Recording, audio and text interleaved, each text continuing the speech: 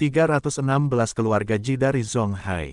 Nama, kelahiran kembali penggarap abadi perkotaan penulis, Dewa Pedang 10 Mil, Si Li Jiansen. Plus matikan mengatur ulang, apa yang kamu bicarakan? Dua gadis lainnya bingung dan bertanya pada gadis di tengah. Mereka semua berasal dari Zonghai dan kebetulan sedang dalam perjalanan ke kota Jin, oleh karena itu, mereka tidak menyadari dinamika kekuatan di kota tersebut.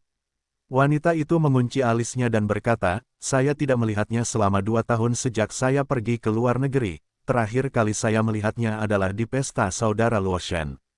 Saudara Luoshen menunjukkan kepada saya foto Fang Qiong. Gadis di dalamnya mobilnya sangat mirip dengan gadis di gambar. Saya pikir Sister Qiao tidak terlalu jauh.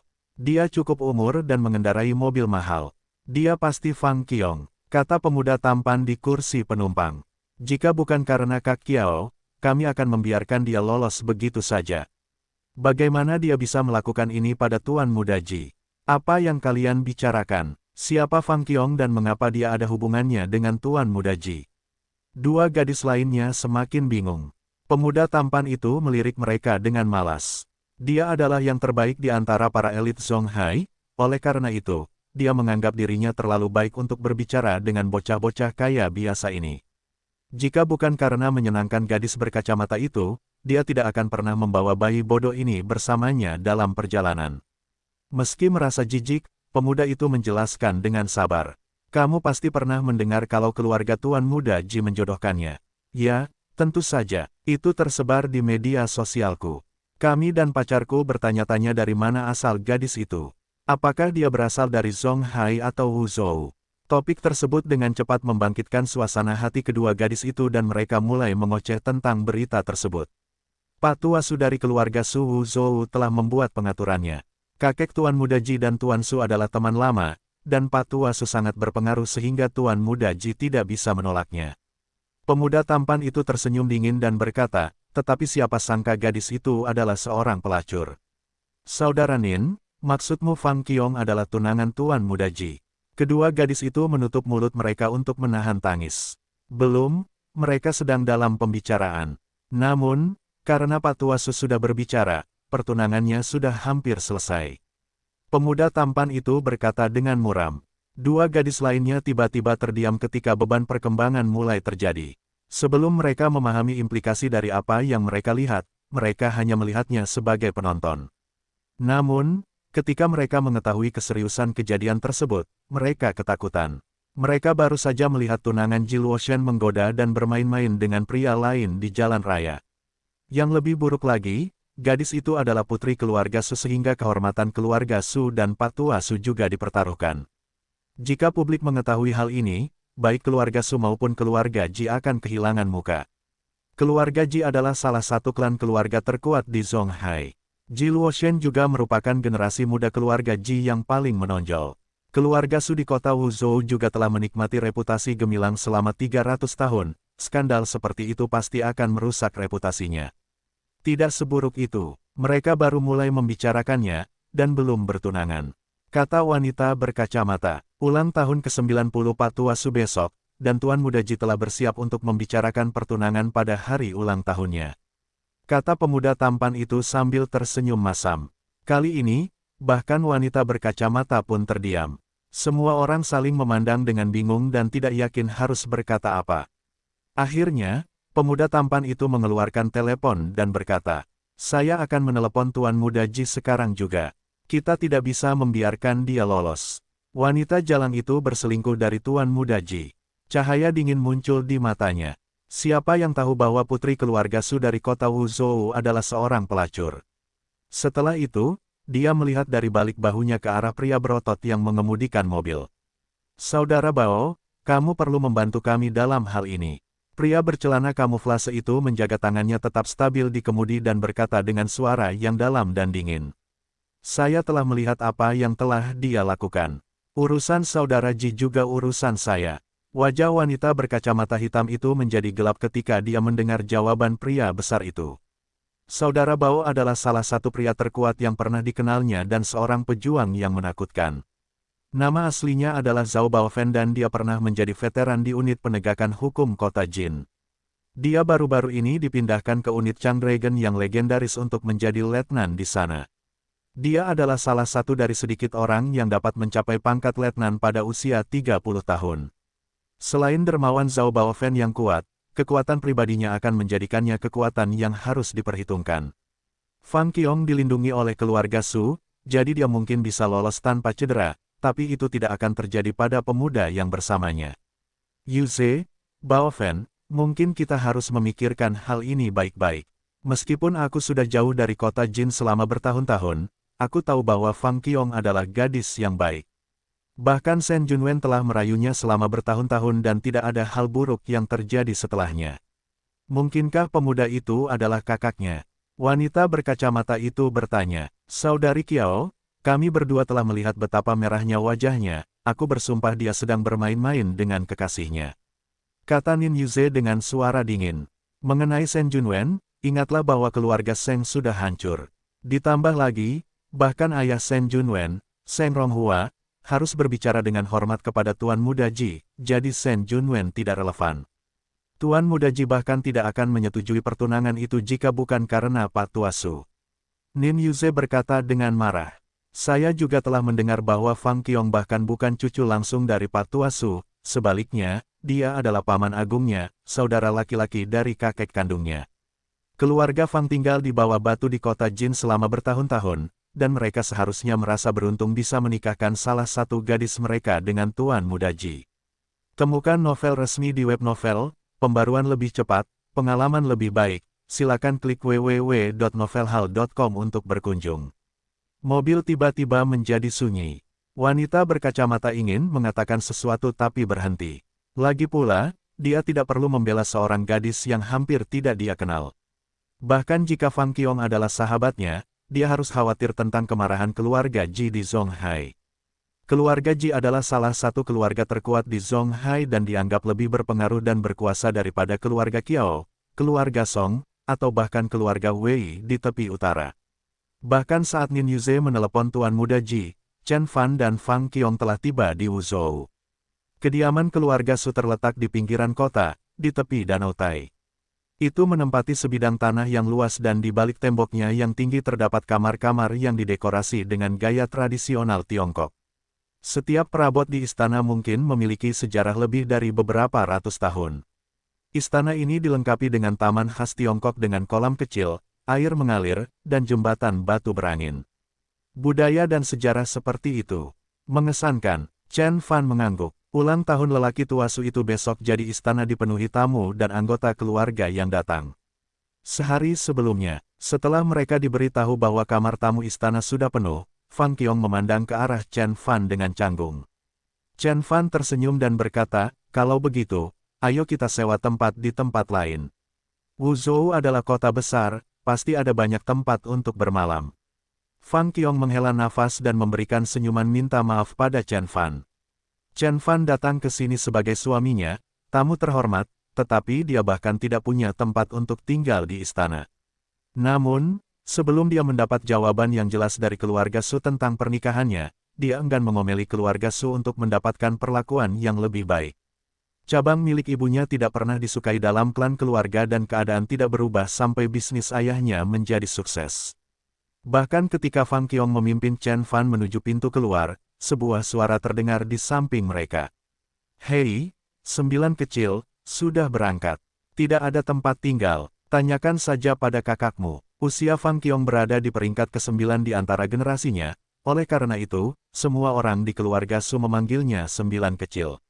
Namun, suara wanita itu lebih terdengar seperti ibu tiri yang jahat daripada seorang kakak perempuan yang ramah dan penyambutan. Chen Fan mengerutkan alisnya saat dia mengamati pasangan yang mendekat. Wanita itu berusia 30-an dan memiliki wajah yang menarik serta tubuh yang memikat. Gerakannya bermuatan seksual, tapi wajahnya dingin. Pria itu jauh lebih muda, paling banyak 16 tahun, seorang siswa sekolah menengah. Dia tersenyum ramah pada Chen Fan dan Fang Qiugen. "Kakak ke-9, kamu akhirnya sampai di sini. Siapa ini?" Mereka memandang Chen Fan dengan bingung. Fang Qiong melirik wanita itu dengan dingin dan kemudian mulai memperkenalkan, "Ini adalah putri paman tertua saya, Su Qian, dan putra paman kelima saya, Su Lin." Kemudian, Fang Qiong memasukkan lengannya ke siku Chen Fan dan mengangkat dagunya dan berkata, "Ini suamiku Chen Fan." "Apa?" Baik Su Qian dan Su Qian terkejut. Mereka melihat ke lengan Chen Fan dan Fang Qiong yang saling terkait dan kemudian ke wajah Chen Fan, dan kemudian kembali ke lengan yang terkait. Su Qian terdiam dan dia hanya bisa menatap. Su Qian telah menyaksikan Fang Qiong tumbuh dewasa. Meskipun dia tidak pernah menyukai Fang Qiong, dia sangat mengenalnya. Dalam ingatannya, Fang Qiong selalu berpikir bahwa dia lebih baik daripada orang seusianya dan jarang berbicara dengan siapapun.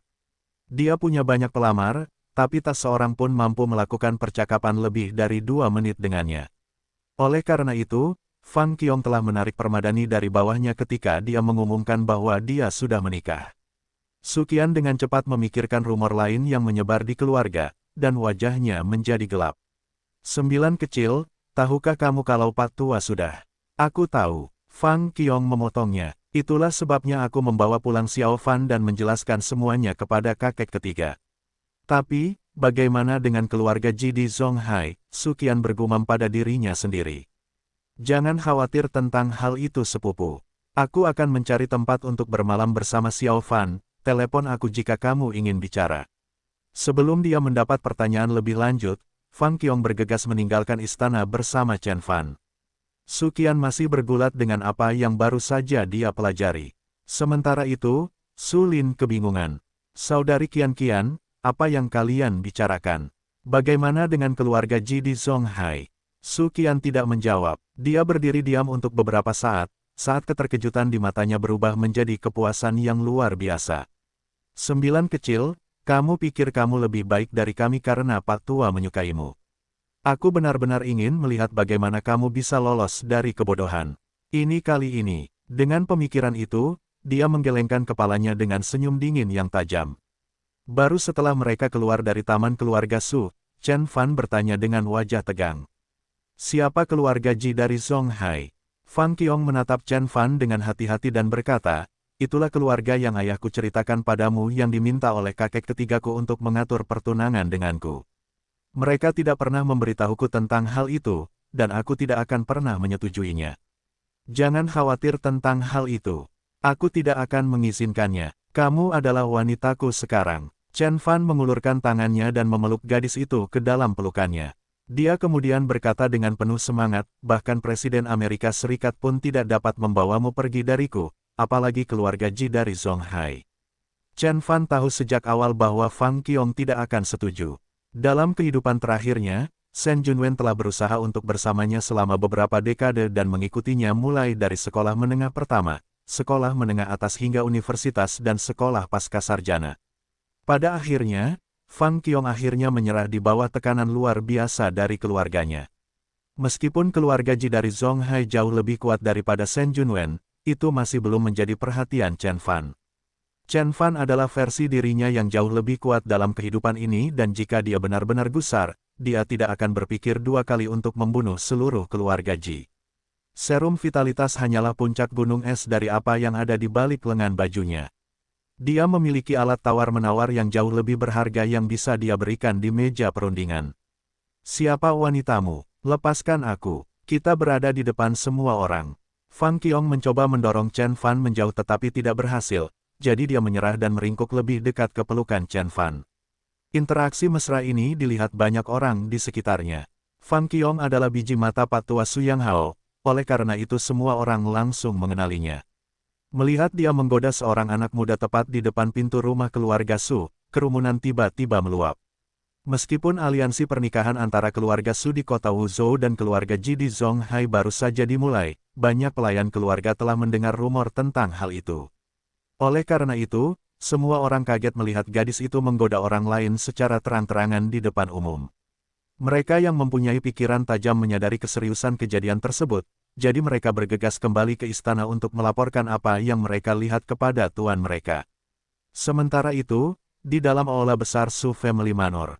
Aula ini pertama kali dibangun beberapa ratus tahun yang lalu dan dibakar serta dibangun kembali beberapa kali sepanjang sejarah. Setiap perabotan dan dekorasi di aula ini merupakan peninggalan kuno yang memiliki cerita tersendiri. Di aula besar, Pak Tua Su duduk di ujung meja dan menikmati secangkir teh bersama beberapa tamu. Su Yanghao sudah berusia 90-an, tetapi di bawah janggut putihnya yang bersalju ada wajah yang energik. Dia adalah tulang punggung keluarga Su di kota Wuzhou dan tanpa dia, keluarga itu akan berantakan dengan sangat cepat. Meski ulang tahunnya masih 1 hari lagi, para tamu sudah berbondong-bondong datang. Sebagian besar tamu disambut oleh anak-anak muda generasi ketiga sedangkan generasi kedua fokus pada tamu-tamu yang lebih bergengsi. Hanya tamu kelas berat yang mendapat kehormatan diterima oleh Pak Tua Su sendiri saat mereka tiba. Tamu-tamu ini adalah beberapa orang paling berkuasa di Tiongkok. Kak Ji, sudah bertahun-tahun kita tidak bisa duduk dan menikmati secangkir teh dengan tenang. Su Yanghao mengangkat cangkir Cina dan mengaduk teh Longjin bermutu tinggi di dalamnya. Teh ini dibuat dari daun semak teh berusia 400 tahun di Lion Mountain dan dipetik saat daunnya paling empuk, dalam waktu 2 minggu di awal April sebelum hujan musim semi. Aromanya sangat harum. Begitulah, sejak aku pensiun, anak-anak muda itu terus menggangguku. Tapi aku akhirnya menjadi tua dan tidak berguna sekarang, jadi aku bisa duduk bersama teman lamaku dan menikmati secangkir teh dengan tenang. Kata lelaki tua lainnya, dia mengenakan pakaian tradisional yang terbuat dari kain mewah. Di bawah mereka adalah saudara laki-laki Su Yanghao, serta penguasa keluarga-keluarga Su saat ini, Su Zhengde. Mereka menganggukkan kepala dengan penuh rasa terima kasih dari waktu ke waktu. Pak Tua Su jarang menerima tamu secara pribadi, dan bahkan lebih jarang lagi mendengar dia memanggil siapapun sebagai saudara. Jelaslah bahwa Tuan Ji bahkan lebih kuat dan berpengaruh daripada Su Yanghao. Semua orang di aula utama tahu bahwa lelaki tua berpakaian tradisional itu adalah Ji Shoujuo dari keluarga Ji Zonghai yang terkenal. Di masa jaya kedua lelaki tua ini, Ji Shoujuo tidak sesukses Su Yanghao dalam pemerintahan, namun, ia adalah seorang sarjana ekonomi terkenal. Sebagai salah satu pendiri bisnis school di Universitas Huaqian, ia terlibat langsung dalam merancang struktur ekonomi Tiongkok baru. Dia memiliki banyak murid yang sukses, dan banyak dari mereka menjadi pejabat setingkat menteri atau orang terkaya di wilayahnya. Selain murid-muridnya yang sukses, Pak Tua Ji juga menjadi ayah dari seorang putra berprestasi yang telah mengangkat dirinya menjadi gubernur provinsi. Di masa depan, ia bahkan mungkin akan dipromosikan menjadi tokoh politik utama. Putra gubernur provinsinya dan banyak muridnya yang sukses telah menciptakan lingkaran cahaya di puncak keluarga Ji dan menjadikannya lebih berpengaruh daripada keluarga Su. Saudaraku Su, aku yakin gadis muda ini adalah salah satu dari 2 hadiah berharga keluarga Su, bukan? Mata Ji Shoujuo tertuju pada seorang gadis yang berdiri di antara 2 lelaki tua itu. Dia mengenakan gaun lengan panjang berwarna merah. Pergelangan tangannya tertekuk dengan anggun saat dia menambahkan teh untuk para lelaki tua itu. Gadis itu berusia awal 20-an dan memiliki wajah yang luar biasa serta tubuh yang menakjubkan. Kulitnya halus dan pucat, tapi bukannya tak bernyawa. Ekspresinya santai, jika tidak terlalu berlebihan, dan mengingatkan lelaki tua itu pada potret yang dilukis oleh pelukis sarjana terkenal Tang Yin dari dinasti Ming. Gerakannya selancar air dan membawa aroma yang lebih nikmat daripada teh. Namaku Su Xiao, senang bertemu denganmu, kakek Ji. Wanita berbaju merah itu tersenyum lalu menyapa Ji Shoujuo dengan sedikit menekuk lutut. Haha, gadis yang sangat baik. Jika bukan karena aku sudah membuat perjanjian dengan kakek Su, aku pasti akan melawan semua orang kaya dan berkuasa di kota Wuzhou untuk mendapatkanmu di keluargaku. Ji Shoujuo tertawa terbahak-bahak. Pemuda yang berdiri di belakang Ji Shoujuo tersenyum. Dia mengamati Su Xiao dari ujung kepala hingga ujung kaki dengan penuh persetujuan, tetapi secercah keinginan yang lebih dalam muncul di matanya. Wanita cantik yang sangat cantik dari keluarga yang kuat harus memiliki pendidikan elit. Itu terlihat dari wajahnya, suaranya, dan setiap gerakannya. Baik itu Ji Shoujuo atau pemuda di belakangnya, mereka berdua tahu bahwa Su Xiao adalah hadiah sesungguhnya bagi keluarga. Namun, Pak Tua Su telah menjelaskannya bertahun-tahun yang lalu bahwa dia hanya akan memberikan restunya pada pernikahan tersebut jika pengantin prianya berasal dari keluarga paling terkenal di Tiongkok. Dia adalah keturunan langsung Su Yanghao dan sangat menarik, dan didikan elitnya melengkapi paket impiannya. Dia bisa menikah dengan salah satu keluarga paling berkuasa di Tiongkok, seperti keluarga Di Yanjin. Bahkan keluarga Ji mungkin kalah dibandingkan dengan para petinggi politik dan keuangan yang memimpin pusat kekuasaan. Dengan pemikiran itu, Ji Shoujuo tersenyum dan kemudian mengganti topik. Saudara Su, saya sudah membawa cucu saya ke sini, di mana kita bisa bertemu dengan cucu perempuan Anda, Fang Qiong. Su Yang Hao melirik keluarganya. Fang Mingde dan Su Susu berdiri karena malu. Meskipun mereka berusaha datang ke sini sedini mungkin, ketika mereka tiba, sudah terlambat untuk memberitahu Su Yang Hao tentang Chen Fan. Su Susu tiba-tiba kehilangan kata-kata dan berusaha berimprovisasi untuk menjawab. Paman ketiga, Tuan Ji, Xiao Qiong meluangkan waktunya di jalan, jadi dia mungkin terlambat. Saya akan membawanya ke Anda besok. Su Susu tersenyum ke wajahnya dan berkata. Su Yang Hao sedikit mengernyitkan alisnya dan tidak melanjutkan. Dia menyukai Fang Qiong bahkan ketika dia masih kecil. Dia mandiri, penuh semangat, dan bertekad.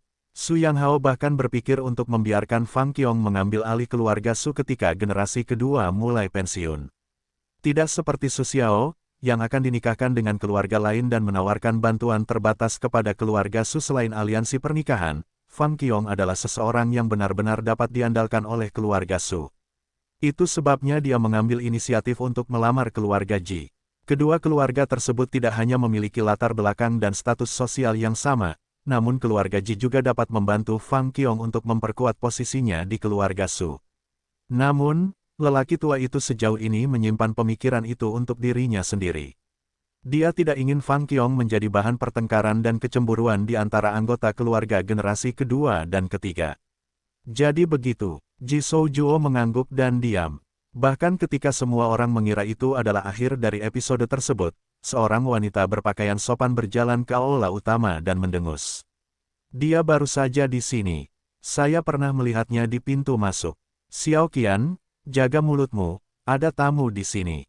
Su Zhengde memasang wajah murung dan kemudian membantah. Itu benar, saya telah melihat saudara perempuan ke-9. Su Qian mengangkat dagunya dan berkata dengan lebih tegas. Dia bersama seorang pria dan dia menyebut pria itu sebagai suami. Berapa umurnya? 19. Menjijikkan. Apa? Semua orang kaget setelah mendengar kata-kata Su Qian. Wajah Su Zhengde dan yang lainnya tiba-tiba tampak tegang saat mereka melihat ke arah kedua lelaki tua itu. Ji Shoujuo dan Su Yang Hao adalah orang tua yang berpengalaman dan bijaksana. Mereka telah melihat momen yang jauh lebih mengejutkan dan kontroversial daripada ini. Jadi keduanya tetap memasang wajah tenang saat memproses informasi. Namun, Ji Luoshen yang berdiri di belakang Ji Shoujuo sudah mulai terlihat bermasalah. Xiao Qian, apakah kamu mengatakan yang sebenarnya? Su Yang Hao bertanya perlahan. Tentu saja kakek, kamu juga bisa bertanya pada Xiao Lin. Dia melihat mereka bersamaku. Su Qian bersikeras. Matanya seperti dua bola api yang menyala-nyala. 9 kecil, hari-hari baikmu akhirnya terhitung. Sebagai kakak perempuan tertua dari generasi ketiga, dia suka memerintah semua orang. Namun, Fang Qiong selalu menonjol dan memamerkan otoritasnya. Hal itu telah menjadi sumber kemarahan Su Qian selama bertahun-tahun dan hal itu semakin memburuk hingga menjadi rencana balas dendam yang berlebihan. Su Zhengde dan yang lainnya saling memandang dengan ketakutan. Beberapa dari mereka masih belum yakin karena persaingan antara Su Qian dan Fang Qiong sudah menjadi rahasia umum. Tiba-tiba seorang anak muda menyerbu masuk ke aula, Su Zhengde berteriak padanya. Pelan-pelan, Xiao Qi, apa yang terburu-buru? Kakek, paman, aku pernah melihat adik ke-9 berpelukan dan mencium pria lain. Kupikir kakek perlu tahu. Pemuda itu menggaruk kepalanya dan berkata. Kali ini, ekspresi gelisah melintas di wajah Pak Tua Su. Su Qian bisa saja berbohong, tapi kecil kemungkinannya keduanya berbohong. Apakah Little Nine benar-benar membawa pulang seorang pria? Itu akan sangat mengecewakanku. Semua orang memandang ke arah Fang Mingde dan Su Susu, ada yang mengkhawatirkan mereka, ada pula yang sombong. Terlepas dari ekspresi tabah di wajah Su Yang Hao, semua orang tahu bahwa Pak Tua itu jengkel. Tanpa penjelasan yang tepat, keluarga Su Susu harus membayar mahal atas tindakan bodoh tersebut. Su Susu tiba-tiba membeku di kursinya, tidak mampu berbicara. Su Susu menunduk dan menjelaskan apa yang terjadi antara Chen Fan dan Fang Qiong saat suasana tegang dan aneh menggantung di udara aula utama. Tak seorang pun menyangka akan terjadi drama cinta remaja yang khas, kekasih masa kecilnya bersatu kembali dan menikah setelah bertahun-tahun berpisah di luar kehendak orang tua mereka. Absurd, ini tidak masuk akal, dia baru berusia 19 tahun. Apa yang dia ketahui tentang cinta? Kami tidak akan membiarkan dia mencemari nama keluarga Su kota Wuzhou. Kemarahan Su Zhengde berkobar. Dia membanting meja dan berteriak sekuat tenaga. Sebagai putra tertua Su Yanghao serta penguasa saat ini keluarga Su, dia memegang otoritas yang besar dalam keluarga, khususnya di kalangan generasi muda. Tindakan Fang Qiong yang memberontak dan menantang telah membuatnya gusar. Semua anggota keluarga Su lainnya juga marah kepada Fang Qiong. Mereka semua memiliki pendidikan yang baik dengan aturan etika sosial yang ketat. Mereka tahu persis apa yang diharapkan dari mereka dan mereka berpegang teguh pada standar. Tindakan Fang Qiong tidak pernah terdengar dan tidak cocok dengan generasi tua keluarga Su manapun. Bahkan Su Yanghao mengerutkan alisnya karena kecewa. Dia tidak pernah berpikir bahwa cucu kesayangannya telah melakukan tindakan yang memalukan. Lebih buruk lagi, skandal itu terungkap di hadapan keluarga Ji, membuatnya semakin sulit untuk diabaikan. Saudara ketujuh, cucumu ceroboh dan tidak tahu malu. Apa yang membuatmu berpikir bahwa dia bisa mengambil alih bisnis keluarga? Seorang lelaki tua yang duduk di sebelah Su Yanghao berkata dengan marah ketika dia melihat lelaki tua lain dengan punggung bungkuk. Orang yang menerima omelannya adalah lelaki tua lainnya, dengan bentuk yang lebih keriput. Orang tua kedua sepertinya terguncang oleh perkembangan tersebut namun, dia berhasil menenangkan diri dan bangkit. Kakak kedua, kakak ketiga, mohon maafkan Xiao Qiong. Kesalahan ada pada saya seharusnya mengajarinya lebih baik. Petik 2, kakak ketujuh, silakan duduk dulu, mari kita bicarakan ini. Petik 2, Su Yanghao berkata dengan suara yang dalam. Orang tua itu adalah ayah Su Susu, saudara laki-laki ketujuh Su Yanghao dan namanya adalah Su Yangren. Karena kurangnya bakat, dia selalu dicuekin oleh kakaknya sampai Fang Qiong lahir. Bahkan ketika semua orang berpikir bahwa cabangnya akan menjadi terkenal di klan keluarga, Fang Qiong membuat sebuah kesalahan yang tidak bisa dimaafkan dan menghancurkan impian lelaki tua itu. Namun, sebagai kakek Fang Qiong, dia tidak bisa menerima orang lain menyalahkan cucu kesayangannya, jadi dia memutuskan untuk memikul beban Fang Qiong untuknya. Melihat sosok ayahnya yang gemetar, air mata mengalir di sumata susu dan dia juga bangkit dari tempat duduknya. Paman, ini salahku juga. Aku belum memenuhi tugas ibu Xiao Qiong. Namun, aku ingin kamu tahu bahwa Chen Fan tidak seburuk. Sebelum Su Susu selesai, Su Zhengde memotongnya. Dia hanyalah pewaris keluarga Chen di kota Jin. Apa istimewanya dia? Bahkan Chen Huayan harus tunduk pada ayahnya. Ketika mereka bertemu, Chen Zhenxin adalah pejabat tingkat tinggi, tapi terus kenapa? Pengaruhnya adalah jauh dari keluarga Su dan keluarga Ji. Su Susu membuka mulutnya dan mencoba mengatakan sesuatu, tetapi kata-katanya tersangkut di tenggorokannya. Su Yanghao bangkit dan membungkuk sedikit kepada Su Yanghao sambil berkata, "Ayah, saya sarankan kita segera menelepon kembali Fang Qiong. Dia adalah wanita yang baik, dan tidak boleh bermain-main dengan pria di depan umum. Dia akan melakukannya merusak reputasi keluarga kami." Wajah Su Yanghao tampak tenang. Setelah beberapa saat, dia memberi Ji Shoujuo senyuman minta maaf dan kemudian menghela nafas. "Kak Ji, aku minta maaf atas kecelakaan ini. Aku minta maaf dengan tulus. Saudara Su, tidak ada salahnya." Ji Shoujuo menggelengkan kepalanya dan berkata, "Sekarang anak-anak muda mempunyai cara masing-masing dalam menikah, dan kita sebagai orang tua harus memahaminya. Keponakanmu mengatakan bahwa mereka terpaksa mendapatkan akta nikah, tetapi mereka tidak tahu bahwa negara kita usia sah untuk menikah adalah 20 dan 22 tahun. Oleh karena itu, akta nikah mereka hanyalah selembar kertas. Mereka harus menunggu beberapa tahun lagi sebelum bisa menikah secara sah. Dalam beberapa tahun ini, banyak hal bisa terjadi. Bukan hal yang aneh melihat sepasang kekasih muda berpisah setelah rasa tergila-gila pada awalnya hilang." Ji Shoujuo berkata sambil tersenyum sambil menggelengkan kepalanya. "Kakak Ji, apa maksudmu?" Su Yanghao bingung. "Menurutku sebaiknya kita menunda rencana pertunangan kita untuk saat ini. Lagi pula, kita bahkan tidak berkonsultasi dengan anak-anak untuk meminta pendapat mereka. Menurutku, kita biarkan anak-anak muda bertemu terlebih dahulu dan mulai dari sana perlahan-lahan."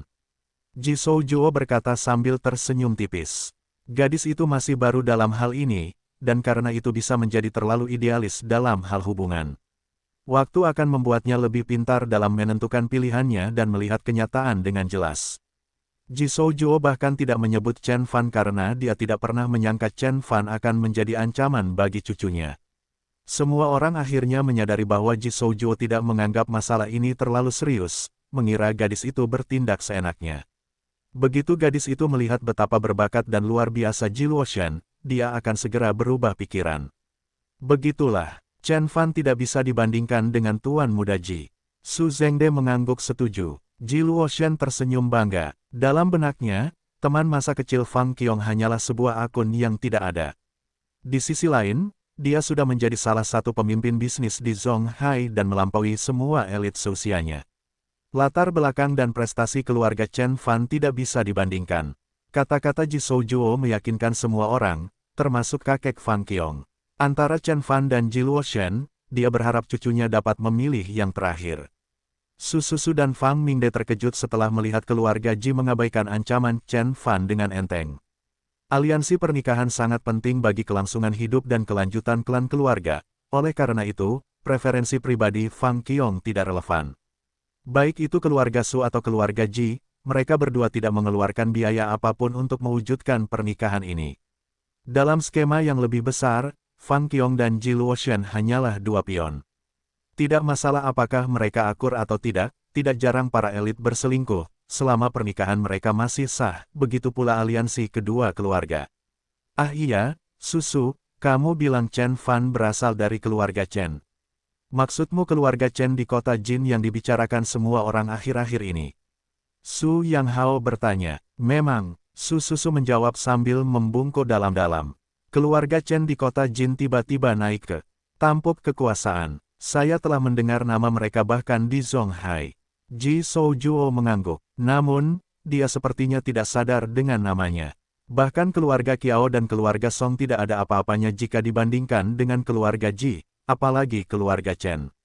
Keluarga Chen harus mempertahankannya selama 30 tahun lagi sebelum mereka dapat mencapai tingkat ketenaran dan kekuasaan yang sama dengan keluarga Ji. Semua orang di ruangan itu juga menggelengkan kepala tanda mengabaikan. Meskipun keluarga Chen telah menggulingkan keluarga Seng, tidak ada yang mengira keluarga Chen berada di level yang sama dengan keluarga Ji dari Zonghai. Chen Huaiyan telah pensiun, dan pengaruh Chen Huaiyan hanya dapat mencakup kota Jin. Sementara itu, generasi kedua keluarga Ji menjabat sebagai gubernur seluruh provinsi. Selain itu, mantan murid patua Ji tersebar di seluruh pemerintahan. Su Susu ingin memberitahu mereka lebih banyak tentang Chen Fan, tapi dia akhirnya tetap diam. Dia bermaksud untuk mengungkapkan identitas rahasia Chen Fan sebagai Tuan Chen kepada lelaki tua itu secara pribadi, takut dia akan membuat keluarga Ji kehilangan muka jika dia mengungkit kekuatan Chen Fan yang sebenarnya. Selain itu, Su Susu takut bahwa orang-orang tua dan terjebak di ruangan itu akan tidak menyetujui panggung yang tercemar dan tidak menyenangkan yang dialami Chen Fan. Dia berada di ruangan yang penuh dengan elit keluarga bergengsi, dan mereka mungkin tidak menganggap serius seorang guru Feng Shui tidak peduli seberapa kuatnya master tersebut. Di tingkat keluarga Ji dan keluarga Su, mereka tidak akan digoyahkan oleh siapapun dari dunia bawah tanah. Setelah beberapa saat, pertemuan itu akhirnya selesai. Begitu Ji Luoshan keluar dari kamar, senyum di wajahnya menguap. Dia berkata kepada asistennya dengan suara dingin, lakukan pencarian pada Chen Fan ini. Saya memerlukan semua informasinya. Dia mencari kematian untuk menyentuh wanitaku. Ji Luoshan menyipitkan matanya, saat cahaya keras bersinar di matanya. Meskipun dia belum pernah bertemu Fang Qiong dan tidak memiliki perasaan terhadapnya, kehormatan keluarganya dipertaruhkan. Jika dia mundur dan kembali ke Zonghai tanpa perjanjian pernikahan, dia akan terlihat lemah di antara para elit Zonghai. Ji Luoshan tidak boleh terlihat lemah. Dicatat, Tuan Muda Ji. Asistennya berhenti sejenak dan kemudian melanjutkan, Tuan Muda Nin dan Saudara Bao juga telah tiba. Apakah Anda ingin bertemu dengan mereka? Yuze dan Bao Fen ada di sini. Ji Luoshan sangat terkejut. Baiklah, aku perlu berbicara dengan mereka. Dengan bantuan mereka, rencanaku bisa terlaksana dengan lebih lancar. Sementara itu, Chen Fan diseret ke seluruh Wuzhou oleh Fang Qiong saat berjalan-jalan. Wuzhou memiliki sejarah lebih dari ribuan tahun dan banyak situs bersejarah yang masih bertahan hingga hari ini. Ada Bukit Harimau, Taman Administrator yang Rendah Hati, Taman Singa, dan Kuil Bukit Dingin. Chen Fan telah mengunjungi Wuzhou berkali-kali di kehidupan sebelumnya, tetapi dia tidak pernah menghabiskan waktu sedetik pun untuk jalan-jalan. Karenanya baru kali ini ia bisa mengapresiasi keindahan kota kuno bersama kekasihnya. Saat senja tiba, mereka memutuskan untuk mencari restoran sebelum pulang. Fang Qiong tiba-tiba menerima panggilan telepon. Setelah dia menutup telepon, Fang Qiong tampak gelisah.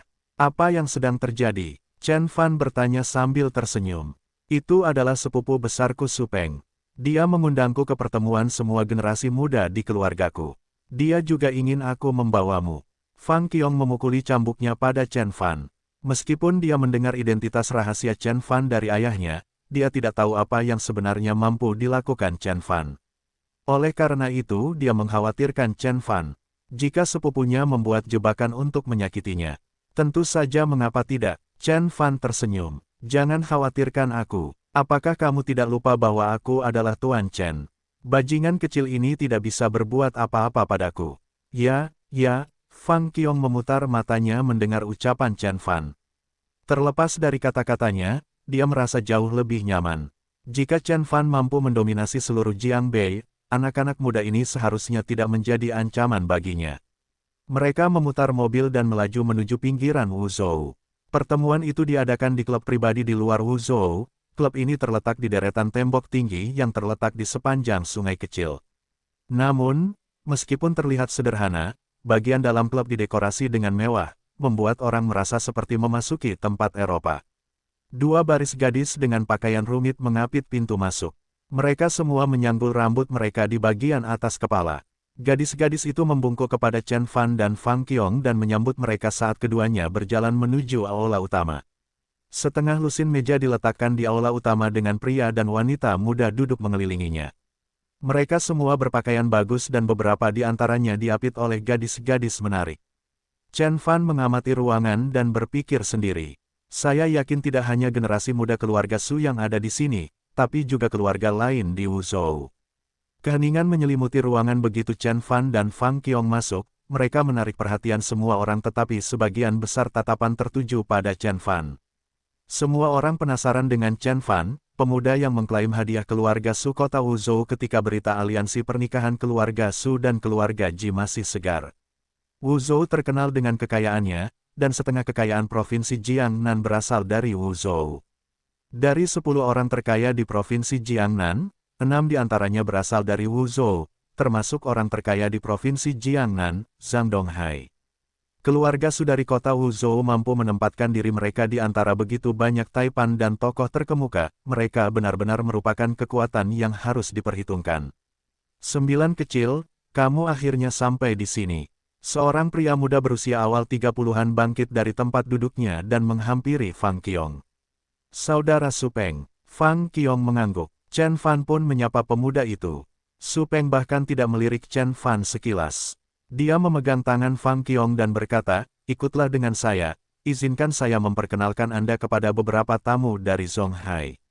Fang Qiong melihat ke arah yang ditunjuk sepupunya dan melihat beberapa pria dan wanita muda duduk di dekat kepala meja. Seorang pemuda tampan berkata dengan dingin, tidak perlu memperkenalkan kami sudah bertemu, bukan? Nona Fang Qiong. Fang Qiong terkejut ketika dia menyadari bahwa kelompok pemuda dan pemudi adalah kelompok yang sama yang dia temui di jalan raya. Su Peng sepertinya tidak menyadari kecanggungan yang ada saat dia melanjutkan perkenalannya. Ini adalah tuan muda keluarga Nin dari Zonghai. Saya yakin semua orang di sini tahu bahwa reputasi keluarga Nin dari Zonghai setara dengan reputasi keluarga Zhu dan keluarga Tang. Tuan muda Nin juga salah satunya dari 4 tuan muda Zonghai, bersama dengan nama-nama terkemuka seperti Tang Jianfen dan Zhu Yuntao. Banyak pemukul muda Wuzhou memandang Nin Yuze dengan penuh kekaguman setelah mendengar perkenalannya. Keluarga Zhu dan Tang di Zonghai adalah keluarga bergengsi yang menyaingi keluarga Wei di tepi utara, keluarga Qiao, dan keluarga Song di kota Jin. Terdaftar sebagai ahli waris keluarga-keluarga yang setara adalah tanda kekuatan keluarga Nin. Saudara Peng, kamu menganggapku terlalu tinggi. Jangan percaya pada gelar seperti 4 tuan muda Zong. Hai, itu tidak masuk akal. Terlepas dari kata-katanya yang rendah hati, semua orang tahu Tang Jianfen dan Zhu Yuntao sebagai tuan muda Zonghai yang perkasa dan berpengaruh. Orang-orang memberi mereka gelar 4 tuan muda Zonghai bukan karena mereka ingin membicarakan sesuatu setelah makan malam, Seperti gelar 4 Tuan Muda Ibu Kota, mereka memberi mereka gelar sebagai pengakuan atas kemampuan dan bakat luar biasa mereka. Su Peng tersenyum dan melanjutkan perkenalannya. 9 kecil, ini Nona Kiao Loyin dari keluarga Kiao di kota Jin. Dia adalah putri Tuan Kiao. Gumaman terkejut muncul di antara kerumunan setelah Su Peng dan berbicara. Dia adalah Kiao Loyin. Gadis itu mengenakan kacamata hitam besar, hanya memperlihatkan separuh wajahnya. Namun, bibir subur yang melengkung dan dagunya yang lancip menunjukkan keindahan yang menakjubkan di balik sepasang warna yang besar. Selain kecantikannya, latar belakang keluarganya juga membuat banyak tamu iri. Keluarga Kiao adalah salah satu klan keluarga terbesar di kota Jin. Lord Kiao telah mendominasi lanskap politik provinsi tersebut selama lebih dari 10 tahun dan saat ini, statusnya di pemerintahan bahkan lebih tinggi daripada Gao Tianmin, apalagi Qin Hua. Sedemikian rupa sehingga gubernur provinsi tersebut tidak akan melaksanakan keinginan politiknya tanpa dukungan dari Lord Kiao. Saya telah mendengar orang-orang menyebut dia dan Tang Yifei sebagai 2 putri dari provinsi Jiangnan. Beberapa orang bergumam, sama seperti keluarga Tang, keluarga Kiao sangat bergantung pada anggota perempuan dalam operasional sehari-hari. Kiao Loyin mempunyai lebih banyak suara dalam penggunaan kekayaan dan investasi keluarga dibandingkan sebagian besar tetua prianya. Suster Kiao, Fang Qiong adalah salah satu pengagum Kiao Loyin, jadi dia mendatangi Kiao Loyin dan menyapanya. Kiao Loyin sedikit mengangguk. Ketika tatapannya tertuju pada Chen Fan, sedikit keraguan melintas di wajahnya. Kenapa dia terlihat begitu familiar? Su Peng kemudian memperkenalkan seorang pria berotot di belakang Kiao Loyin.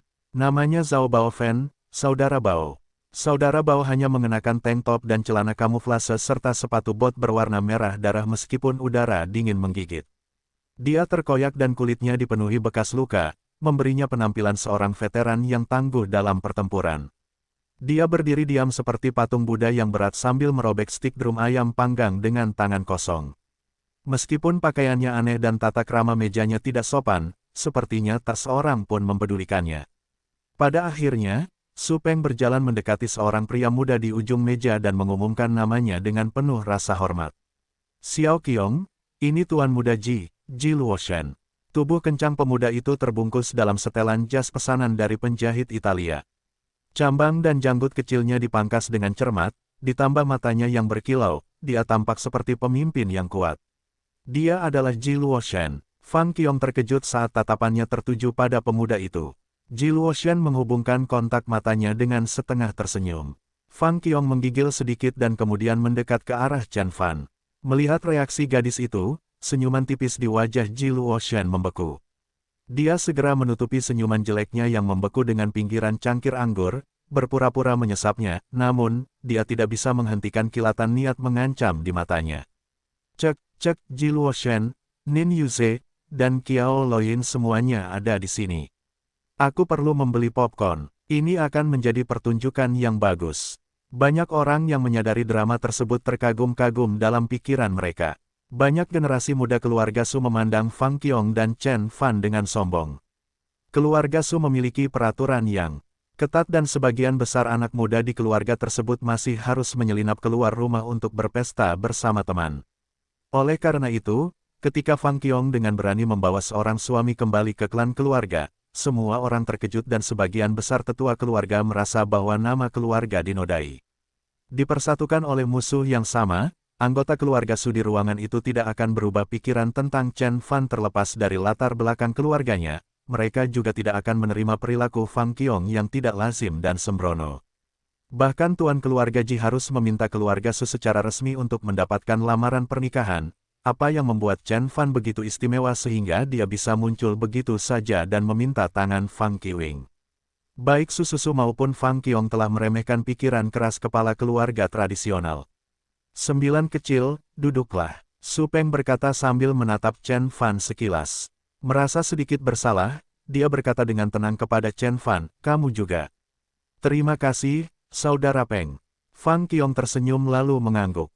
Bahkan saat keduanya hendak duduk, Nin Yuze tiba-tiba bangkit dan berteriak, tunggu. Kami belum mengenal pria yang bersama Nona Fang ini.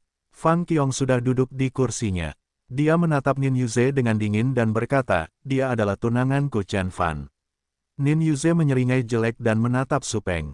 Su Peng tiba-tiba kehilangan kata-kata. Sebagai anggota tertua keluarga Su, dia harus membela Fang Qiong. Namun, tindakan sembrono Fang Qiong tidak diterimanya. Dia juga memahami pentingnya aliansi pernikahan antara keluarga Su dan keluarga Ji, itu akan mendorong ketenaran keluarga ke tingkat yang baru. Namun, keterlibatan Chen Fan telah merusak rencana keluarga dan menjadikan dirinya musuh publik seluruh anggota keluarga Su, termasuk Su Peng. Tak seorang pun di keluarga Su pernah mendengar tentang tunanganmu sebelumnya. Su Qian memasukkan, wajah Fang Qiong tiba-tiba menjadi hitam. Memang benar, keluarga Su sudah tua namun bangga dan kuat. Kami telah mengikuti peraturan keluarga yang ketat sejak peraturan tersebut ditetapkan pada dinasti Qin. Setiap pelamar anggota keluarga perempuan harus meminta persetujuan dan restu dari tetua keluarga. Tanpa itu, pernikahannya dibatalkan. 9 kecil, kamu adalah bagian dari keluarga Su terlepas dari nama belakangmu, jadi kamu harus mematuhi peraturan keluarga seperti orang lain. Pemuda lainnya berkata dengan suara berat. Namanya Su Ze. Dia adalah kakak kedua Fang Qiong. Dia adalah salah satu anggota keluarga Su generasi ketiga yang paling menonjol. Orang-orang di Wuzhou memanggilnya tuan muda kedua Su setelah kakak laki-lakinya. Namun, dia bahkan lebih memiliki koneksi yang baik dan murah hati dibandingkan kakak laki-lakinya. Namanya bahkan terdengar di kota lain seperti Zonghai dan kota Lin. Di antara generasi muda keluarga Su, Su Ze adalah pewaris laki-laki yang paling menonjol, dan Su Xiao adalah rekan perempuannya. Kakak kedua, Fang Qiong memasang wajah murung setelah mendengar celaan sepupunya. Dia tidak menerima restu dari anggota keluarganya atas pernikahannya, dia juga tidak mengharapkan pertentangan yang begitu sengit. Tak satu pun dari sepupunya yang tersenyum padanya sejak dia tiba. Su Peng tampaknya yang paling toleran, tetapi Su Qian dan Su Ze sepertinya ingin mengusir Chen Fan dari ruangan saat itu juga. Bahkan ketika ahli waris dari keluarga lain menyaksikan drama tersebut berlangsung, suara lain muncul. Persetan dengan keluarga Su. Sejak kapan aku, Chen Fan memerlukan izinmu untuk berkencan dengan seseorang? Ucapan itu mengejutkan semua orang ketika mereka melihat ke arah pembicara. Mereka melihat Chen Fan berdiri dengan lesu, memasukkan ibu jarinya ke dalam saku dan terlihat sombong seperti biasanya. Kata-katanya membuat semua anggota keluarga Su memasang wajah gelap. Keluarga Su di kota Wuzhou telah berkembang selama ratusan tahun dan tidak pernah dipermalukan oleh siapapun dengan cara yang tidak sopan. Melihat yang berbicara adalah seorang pemuda, Su Ze menyeringai dingin dan berkata, betapa arogannya. Apakah menurutmu keluarga Su di kota Wuzhou adalah orang yang penurut? Izinkan aku mengingatkanmu bahwa ini adalah Wuzhou, bukan kota Jin. Petik 2. Chen Fan mendengus pelan dan tidak menjawab. Dia berjalan ke meja dan menarik kursi untuk duduk. Dia dikelilingi oleh anggota keluarga Fang Qiong dan oleh karena itu dia tidak ingin berkonfrontasi secara fisik dengan mereka. Bagaimanapun, pertengkaran seperti itu akan menempatkan Fang Qiong pada posisi yang sangat sulit. Melihat Chen Fan tidak menjawab, Su Ze mendengus pelan dan berhenti di situ. Egonya yang besar membuatnya percaya bahwa Chen Fan tidak sepadan dengan waktunya. Namun, dia telah memutuskan untuk melaporkan kejadian tersebut kepada kakek dan membujuk lelaki tua itu untuk melarang Chen Fan menginjakkan kaki di keluarga Su. Bahkan saat Chen Fan hendak duduk, Nin Yuze meraih lengannya dan menghentikannya. Dia bertanya dengan alis terangkat, "Hei kamu, pernahkah kamu mendengar? Kamu bukan anggota keluarga Su, jadi turunlah dari meja ini." Fang Qiong tidak bisa lagi menahan amarahnya. Dia membanting meja dan menatap Nin Yuze. "Nin Yuze, apa maksudnya ini? Nona Fang, Anda adalah tunangan Tuan Muda Ji, jadi saya tidak akan berdebat dengan Anda." Nin Yuze tersenyum dan menjawab dengan sangat santai. Dia kemudian menatap Chen Fan dan mengancamnya. "Tuan, silakan keluar dari meja, atau saya akan memanggil penjaga keamanan." Aula menjadi sunyi ketika semua orang memandang ke arah Chen Fan dan Nin Yuze, hampir tidak berani bernapas. Jelas bahwa Nin Yuze tidak akan membiarkan masalah ini berlalu hari ini, dan semua orang ingin tahu tentang bagaimana reaksi Chen Fan terhadap provokasi semacam itu. Meskipun Su Ze terlihat tenang, dia menjadi sedikit khawatir. Dia tahu bahwa Nin Yuze telah berencana untuk memulai perkelahian dengan Chen Fan sejak awal. Ketika itu terjadi, Zhao Baofen akan punya alasan untuk memukuli pemuda itu. Su Peng mengetahui kekuatan Zhao Baofen dengan sangat baik. Dia unggul dalam seni bela diri campuran dan mampu menangkis serangan 10 orang dewasa pada saat yang bersamaan. Latar belakangnya bahkan lebih mengesankan daripada kekuatan pribadinya. Dia pernah menjadi letnan di unit pasukan khusus dan dipilih sendiri oleh pemimpinnya untuk bergabung dengan unit Naga Chang sebagai wakil kapten. Chen Fan tidak akan memiliki peluang ketika dia harus menghadapinya. Lihatlah, Zhao Baofen menurunkan stick drum dan menegangkan tubuhnya, siap menyerang. Ji Luoshen, Nin Yuze, Zhao Baofen dan Qiao Luoyin. Keempatnya kembali dengan kekuatan luar biasa yang dapat menundukkan kekuatan gabungan Chen Fan dengan mudah. Su Peng menghela nafas dan menyimpan pikirannya untuk dirinya sendiri. Dia masih marah pada Chen Fan karena merusak aliansi pernikahan penting keluarganya, jadi dia tidak punya alasan untuk membantu Chen Fan. Apa yang akan dia lakukan? Apakah dia akan mundur atau jatuh ke dalam perangkap? Jika dia berani macam-macam dengan Nin Yuze, dia mungkin sudah mati. Su Qian memandang Chen Fan dengan sombong, menunggu pertunjukan dimulai. Ji Luoshen menyesap anggurnya dengan bingung seolah-olah dia telah dikeluarkan dari situasi tegang. Tiba-tiba, Qiao Luoyin menghela nafas pelan saat dia tiba-tiba teringat sesuatu. Semua orang menyaksikan Chen Fan tersenyum. Apakah kamu berkelahi denganku? Baiklah, sesuai keinginanmu. Setelah dia mengatakan itu, dia mengulurkan tangannya.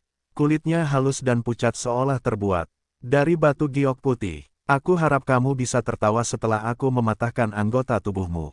Tangan Chen Fan bergerak secepat kilat dan menangkap lengan kiri Nin Yuze dalam genggaman besinya.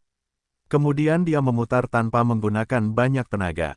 Kaca, lengan Nin Yuze tersentak saat mengeluarkan suara retakan tulang yang keras. Lengannya ditekuk dengan sudut yang menakutkan, tampak seperti lengan belalang sembah.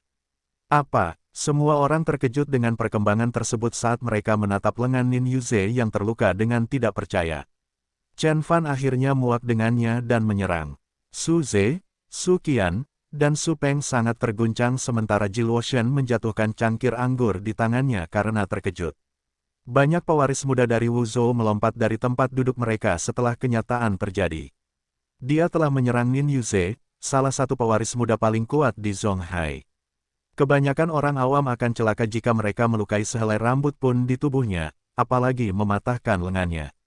Melihat situasinya sudah melampaui titik tidak bisa kembali lagi, Fang Qiong menutup matanya, tidak mampu memaksa dirinya untuk melihat apa yang akan terjadi selanjutnya. Reputasi Master Chen dibangun di atas darah dan tulang, dia tidak akan membiarkan remaja ini lolos dengan mudah. Ini adalah hari pertama dia melihat kekuatan sebenarnya dari Chen Fan. Namun, dia tidak takut. Dia hanya merasa aman dan terlindungi. Ah, Nin Yuze berhenti sejenak dan kemudian rasa sakit menjalar ke seluruh tubuhnya. Dia melolong sedih. Dia tersandung beberapa langkah dan mundur ke meja di belakangnya. Setelah menenangkan diri, dia mendekatkan lengan yang terluka ke dada dan menatap Chen Fan.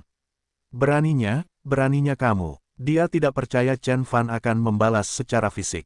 Nin Yuze telah memimpin Zonghai selama bertahun-tahun dan bahkan saingan kuatnya seperti keluarga Tang, Zhu atau Hua tidak berani menyakitinya secara fisik. Namun, lengan Chen Fan patah setelah diprovokasi secara verbal. Pria berotot Zhao Baofen tiba-tiba menjadi waspada setelah menyaksikan perkembangan dengan mata ahli. Chen Fan telah mematahkan lengan Nin Yuze seolah-olah dia baru saja mematahkan sedotan. Tulang manusia padat dan kuat, dan dibutuhkan pukulan palu seberat 100 pon untuk mematahkan tulang dan membengkokkannya hingga berbentuk seperti itu. Namun, Chen Fan melakukannya hanya dengan menggunakan tangan kosongnya dengan gerakan menarik yang mudah. Seberapa kuat sebenarnya Chen Fan? Dia bukan remaja biasa. Zhao Baofen akhirnya menyimpulkan. Sebelum Nin Yuze bisa bernapas, Chen Fan maju selangkah dan berkata, "Kubilang aku akan mematahkan semua anggota tubuhmu, bukan satu." Sekarang yang kedua, setelah dia mengatakan itu, Chen Fan meraih lengan Nin Yuze yang sehat dan memutarnya. Semua orang mendengar suara retakan tulang yang keras dan jelas yang membuat perut mereka mual. Lengan kanan Nin Yuze dipatahkan oleh Chen Fan. Nin Yuze diliputi rasa sakit saat dia berteriak sekuat tenaga. Kehilangan keseimbangan, dia terjatuh ke tanah, berguling-guling kesakitan. Kerumunan mundur beberapa langkah untuk menjaga jarak dengan Chen Fan saat mereka menatap pemuda itu dengan ketakutan dan keterkejutan. Dia gila, beraninya dia. Su Qian menunjuk ke arah Chen Fan dengan jari gemetar saat dia berteriak. Berhenti. Tahukah kamu apa yang kamu lakukan? Tahukah kamu siapa yang kamu serang? Tentu saja, Chen Fan berjalan mendekati Nin Yuze, mendorong pemuda yang terluka itu mendorong dirinya ke belakang dengan kedua kakinya dan menggoyangkan tubuhnya di tanah seperti cacing. Jangan, berhenti, berhenti. Ayahku adalah Nin Chendong dan Nin Zongshenku adalah kakekku. Kamu tidak bisa menyakitiku. Dia menjerit, rambut rontok di seluruh wajahnya, membuatnya tampak seperti seseorang yang baru keluar dari bangsal psikiatri. Chen Fan mengaitkan tangannya ke belakang punggung dan menjaga wajahnya tetap tenang. Dia berkata dengan acuh tak acuh, kamu telah memprovokasi saya, sekarang kamu harus membayar harganya. Melihat Chen Fan semakin dekat, Zhao Baofen tidak bisa lagi melihat pemuda itu terluka. Dia membanting meja saat tubuhnya melayang ke udara dan mendarat di dekat Chen Fan. Berhenti, dia berteriak. Chen Fan bahkan tidak meliriknya sedikit pun saat dia menginjak tutup lutut Nin Yuze. Kakinya membawa begitu banyak kekuatan hingga bisa menghancurkan batu granit. Kekuatan itu menghancurkan tempurung lutut Nin Yuze menjadi ratusan pecahan, menjadikannya melampaui rekonstruksi bedah. Zhao Baofen memasang wajah gelap dan menghukum Chen Fan dengan suara dingin, Tuan, ini sudah cukup. Apakah Anda ingin dia menghabiskan sisa hidupnya di tempat tidur? Bukankah dia ingin melakukan hal yang sama kepadaku ketika dia memprovokasiku? Selusin pengawal di luar dan kamu, anggota baru Naga Chang, semuanya menunggu waktu untuk menyerangku, bukan? Chen Fan berbalik perlahan. Kamu tahu siapa aku? Zhao Baofen terkejut dengan ucapan Chen Fan. Dia bertanya, siapa kamu? Zhao Baofen adalah anggota yang relatif baru dari unit Naga Chang dan sebelumnya, dia adalah seorang veteran di pasukan khusus lain yang ditempatkan di kota Jin. Kekuatan dan logamnya diakui oleh para pemimpin Naga Chang dan dipromosikan menjadi wakil kapten segera setelah dia dipindahkan. Chen Beixuan telah meninggalkan militer hampir setahun ketika Zhao Baofen bergabung dengan Naga Chang dan karena itu dia tidak mengenali Chen Fan. Dia juga tidak mengenali nama Chen Fan karena Chen Fan dikenal sebagai Chen Beixuan di Chang Dragon. Kamu tidak perlu tahu siapa aku. Yang perlu kamu tahu hanyalah aku sangat kecewa padamu. Chen Fan menggelengkan kepalanya dan menginjak penutup lutut Nin Yuze yang lain. Zhao Baofen telah gagal melindungi Nin Yuze 3 kali, dan kali ini dia tidak bisa diam dan melihat pemuda itu menderita lagi. Dia membusungkan dadanya dan meninju Chen Fan. Tinjunya menimbulkan hembusan dingin yang menyengat wajah para penonton. Siapa dia? Dia sangat kuat. Su Ze dan yang lainnya berseru dalam pikiran mereka. Pukulan Zhao Baofen begitu kuat sehingga bisa membunuh orang biasa. Bahkan Fang Qiong tampak prihatin dengan kehidupan Chen Fan. Begitu Chen Fan mematahkan lutut kedua Nin Yuze, dia berputar dan melontarkan tamparan backhand ke wajah Zhao Baofen. Dampaknya membuat Zhao Baofen terbang hingga tubuhnya yang besar menabrak dinding. Kabum! Dampaknya mengguncang seluruh ruangan dan membuat tanah bergetar. Tubuh Zhao Baofen meninggalkan lekukan dangkal di dinding dan plester warna-warni di dinding hancur menjadi bubuk serpihan. Meskipun Zhao Baofen telah mencapai kesuksesan awal dalam pengembangan kekuatan internalnya, dia kehabisan napas dan terpana oleh pukulan itu. Apakah kamu menggunakan latihan pengondisian fisik Chang Dragon? Chen Fan mengaitkan tangannya ke belakang punggung dan bertanya dengan tenang. Bagaimana kamu tahu? Zhao Baofen berusaha menenangkan diri dan bertanya dengan pusing. Karena akulah penciptanya. Chen Fan menyela dan kemudian berhenti memperhatikan Zhao Baofen secara bersamaan. Dia berbalik dan menatap Nin Yuze. Dia telah mematahkan keempat anggota tubuh pemuda itu seperti yang dia janjikan. Nin Yuze merosot ke tanah tanpa bergerak, pikiran dan tubuhnya sama-sama terkejut. Ada beberapa orang di dunia ini yang tidak boleh kamu provokasi, kata Chen Fan sambil tersenyum tipis. Aku mematahkan anggota tubuhmu karena menghalangi jalanku. Aku akan membuatmu terikat di tempat tidur selama sisa hidupmu. Aku ingin kamu mengingat pelajaran ini setiap saat. Saat itu, penjaga keamanan akhirnya mendengar keributan di dalam dan mereka menerobos masuk. Tertegun dengan apa yang mereka lihat, mereka mengeluarkan tongkat dari pinggang mereka dan siap mengejar Chen Fan.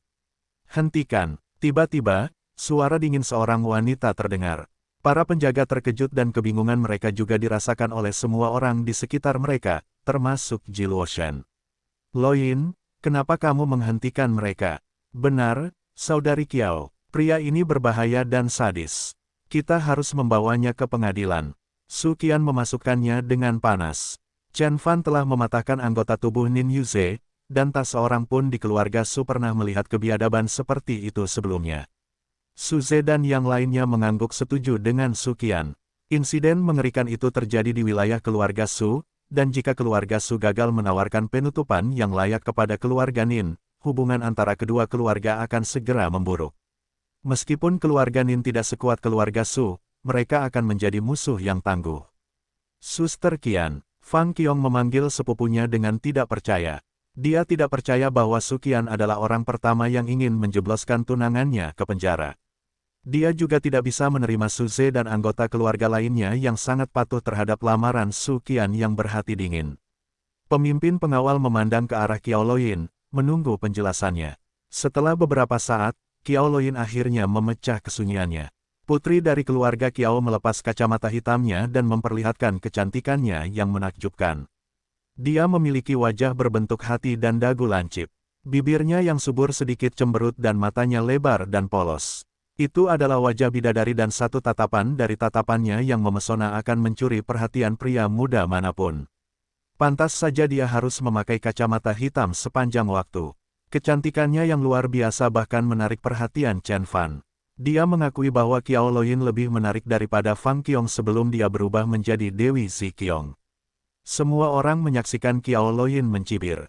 Kalian hanyalah makanan yang tidak berguna di hadapan Tuan Chen yang perkasa. Bahkan Zhao Baofen tidak dapat bertahan lebih dari satu gerakan, kalian akan mendekati kematian jika kalian melemparkan diri ke arahnya. Setelah dia mengatakan itu, dia memberikan senyuman memikat pada Chen Fan. Apakah aku benar, Tuan Chen? Kata-kata Qiao Luoyin mengejutkan semua orang. Mereka memandang Chen Fan dengan tidak percaya. Mungkin ada banyak Master Chen di dunia ini, tetapi semua orang tahu bahwa yang dimaksud Qiao Luoyin sangat spesifik. Dialah yang telah mengejutkan seluruh provinsi Jiangnan, dia adalah Tuan Chen dari Jiangbei. Dia adalah Tuan Chen dari Jiangbei. Su Ze dan Su Peng menatap Chen Fan dengan tidak percaya. Meskipun Wuzhou dekat dengan kota Jin, lingkaran elit kedua kota tersebut cukup jauh satu sama lain. Elit di Wuzhou lebih dekat dengan elit di Zonghai dan jarang bergaul dengan Taipan dari kota Jin. Bagi kebanyakan orang di Wuzhou, kota Jin hanyalah ibu kota provinsi berdasarkan nama dan reputasinya, namun kota ini tidak mempunyai pengaruh terhadap kota-kota lain di provinsi Jiangnan. Separuh kekayaan provinsi Jiangnan terletak di Wuzhou. 6 dari 10 orang terkaya di provinsi Jiangnan berasal dari Wuzhou, termasuk orang terkaya Zhang Donghai. Wajah Chen Fan hanya diketahui oleh sedikit orang di kota Jin, tempat dia terkenal, bahkan lebih sedikit orang yang mengenalnya di kota Wuzhou. Kebanyakan dari mereka hanya mendengar namanya sekilas tetapi tidak peduli untuk menggali lebih jauh karena mereka terlalu jauh dari apa yang terjadi di kota Jin. Dari semua orang di ruangan itu, hanya Qiao Luoyin yang mengenali Chen Fan. Apakah kamu Tuan Chen? Ji Luoshen terkejut dengan wahyu itu. Dia bertanya perlahan. Dia tiba-tiba menyadari bahwa lawan yang dia anggap lemah seperti cacing yang menyedihkan ternyata sama menakutkannya dengan Tyrannosaurus prasejarah.